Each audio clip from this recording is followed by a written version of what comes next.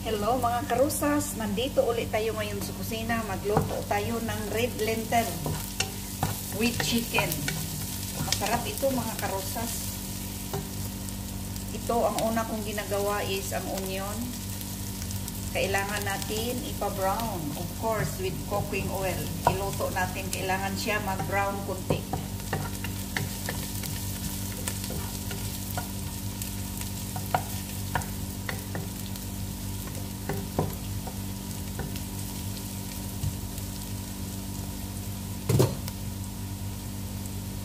Ito na ang red lentil natin mga karusas. Bali, niluto ko na half cook. Red lentil, medyo may pagka-yellow ito. May iba dito na klase, parang pula. Ito medyo yellow. Sa hindi pa ito naluto, may pagka-orange na kunti pula-pula. Pero iwan ko, pag maluto siya, para na siyang mag-yellow. Masarap ito mga karusas, para ding munggo sa Pilipinas.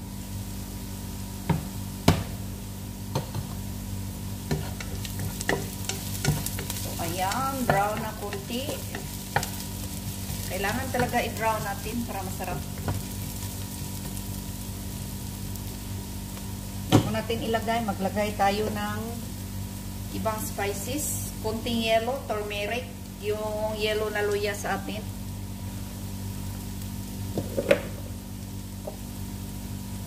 Of course, yung paprika.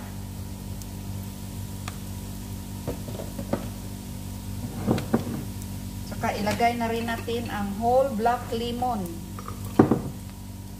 3. Ayan. Ayan.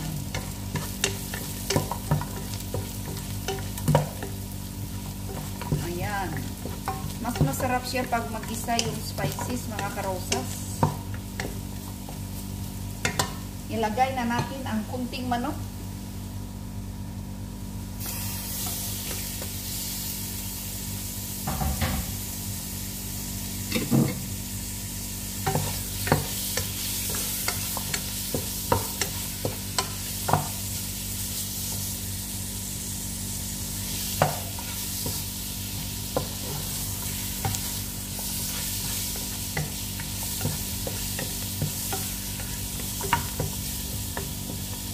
Sa atin pa ito mga karosas, munggo. So, kailangan natin lagyan ng garlic powder. Mahilig kasi sila sa spicy dito mga karosas. Saka lagyan pa natin ng mixed spices. Ayan. Kompleto.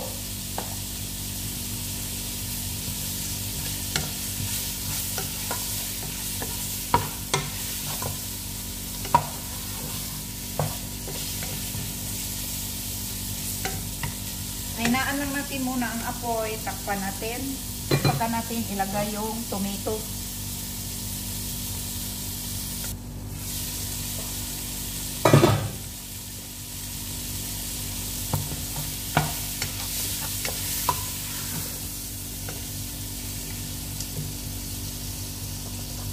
At saka may boiled potatoes din tayo mga karosas. Saka na natin ito ilagay pag malapit na tayo matapos sa pagluto. Kasi luto na ito mga karosas. So, ilagay na natin ang chopped tomatoes.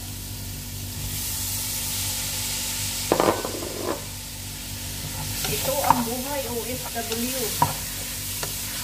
Pagkatapos nito, maglaba pa ako. Pagkatapos maglaba, hindi naman kamayin, iwasin ko naman.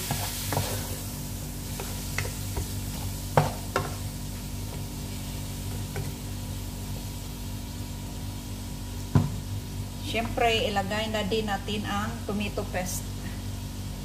Kunti lang tomato paste mga karosas, huwag masyadong damihan.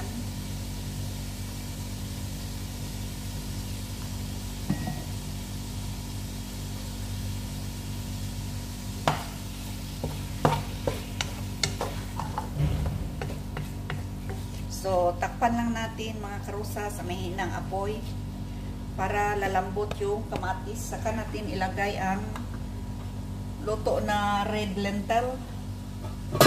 Takpan natin. Ayan, lagyan natin ng kalahating basong tubig. half glass of water. Konti lang, mamaya sobrang lambot kasi ang pagluto dito is medyo may pagka-sticky.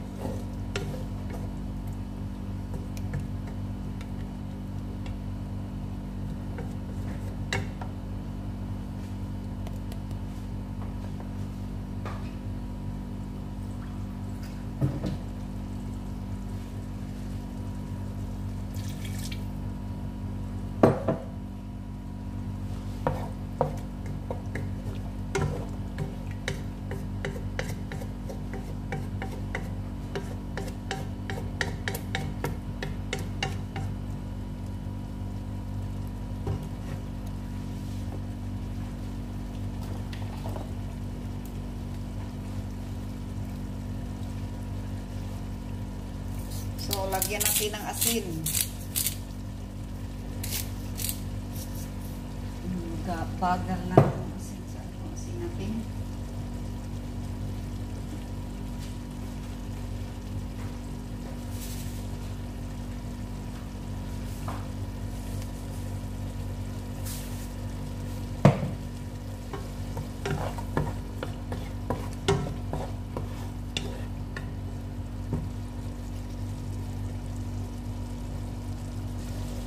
Ayan, ilagay na natin ang niluto natin na red lentil.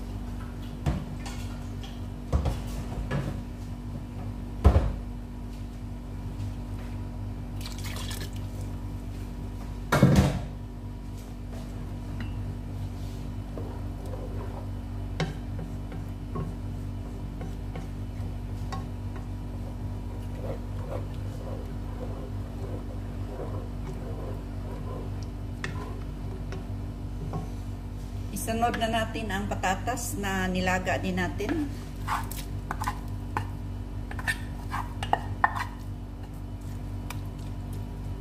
So, baka nagtaka kayo mga karosas, ganito ito. Kasi, ang paghalo sa patatas ito, hindi yung masyadong malambot. Kailangan may kunting durog-durog makita. Yan ang gusto nila mga karosas.